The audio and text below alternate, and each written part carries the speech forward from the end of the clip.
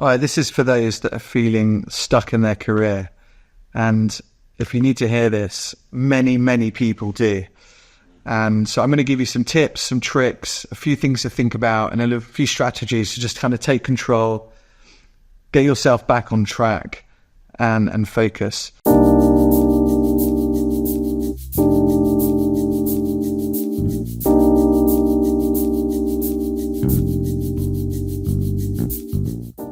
So many people feel like this, whether they want to admit it or not. They get lost, they get stuck, they're not sure, they've not got the promotion, whatever, they think they've gone off track and everything, right? The other thing is when you enter the career, enter the workforce, even when you're back at school, it's like, what do you want to be when you grow up? And you feel like you expect to be like, I want to be for the rest of my life, people want you to know right from the beginning. In your 20s, just go try stuff. If you're in your 20s, go try things, go experience stuff, go collect experiences, all of that. It's so valuable. The people you work with often are more valuable than the job itself. So a message to folks is you don't have to know what you want to be for your whole career.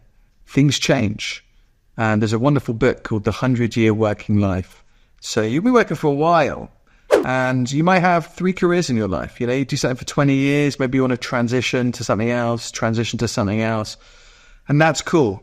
So if you're in that position of like, you're not sure, you haven't found a thing you love, you've been on social media, everyone's like, they love with their job and they're doing their passion and stuff like that.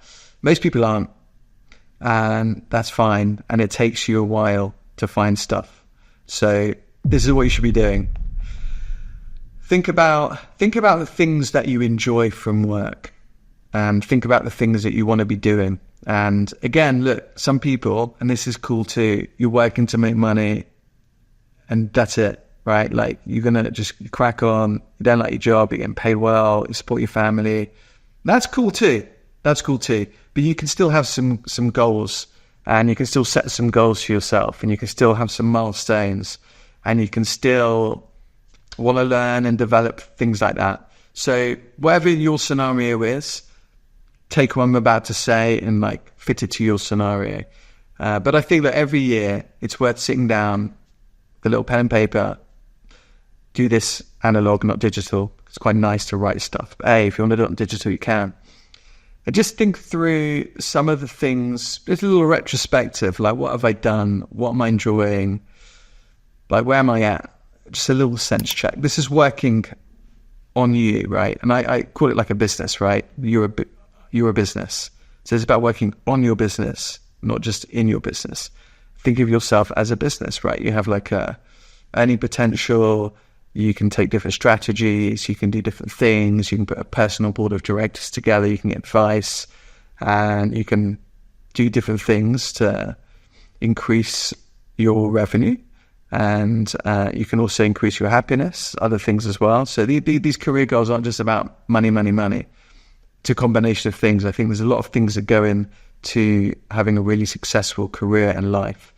Money, energy, you want your battery full at all times, and time. You want to spend time on the things that make you happy and that you enjoy as well. So if those 3 elements are satisfied, you're winning, like absolutely winning. If you're content, you're winning.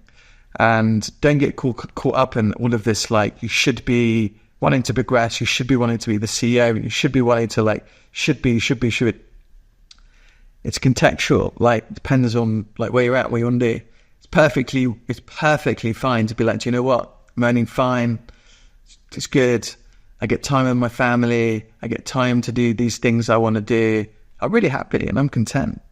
And if you're in that spot, like high five, that's a win. Like 1,000% that's winning.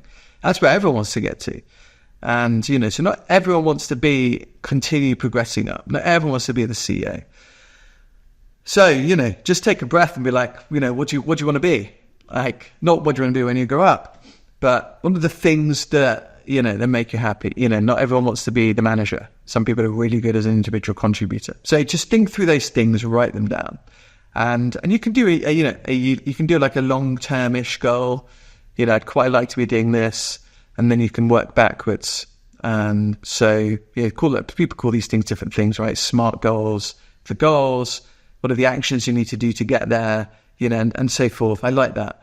For me, just have a longish term goal. You can have a yearly goal, and then you can start breaking it down into what are the little steps you need to do to move towards that goal. And also, don't let goals be a noose around your neck, because sometimes people set goals and it weighs them down. And there's nothing wrong with changing your goals, changing your aspirations, changing what you want to do, changing your decisions if new information becomes available, right? Or you just changed, like you want to do different things. That's cool. That's a huge strength. So these can be movable. They're a guide, right? It's just something to work towards. It could be anything, like it could be learning French. You want to be doing this, you want to be doing that. You want to be the CEO. Great. What do you need to become the CEO? Who are you surrounding yourself with? How many CEO friends do you have? What are you going to do? Networking, learning, etc., etc. Volunteering on projects, being there for your team, being there for your boss, doing leadership stuff. Yeah. So whatever your goals are, write them down, make them, it's fine to move them around, break them down into little actionable steps, because you want to be winning, right? You want to feel little successes every single day, and it's great. And so for me, I'm building a global executive search firm. That's what I wanted to do. That was my lofty goal when I was just on my own with a phone and a computer and a chair in the top of a building in the West End back in 2010. And that was a lofty goal, and then I just did little things every day. I did a list of 1,200 companies I wanted to recruit for in London. Back then, I had a wide phone. I was like smiling and dialing. Back then, I needed to do my thing step by step. Started to get customers, started to make placements, started to make some money, started to hire people. I had these little goals about how am I going to go about building this, and I broke it down. And you can do that for your career. If you're an employee, you can do that for your business. And hey, my plans changed a lot.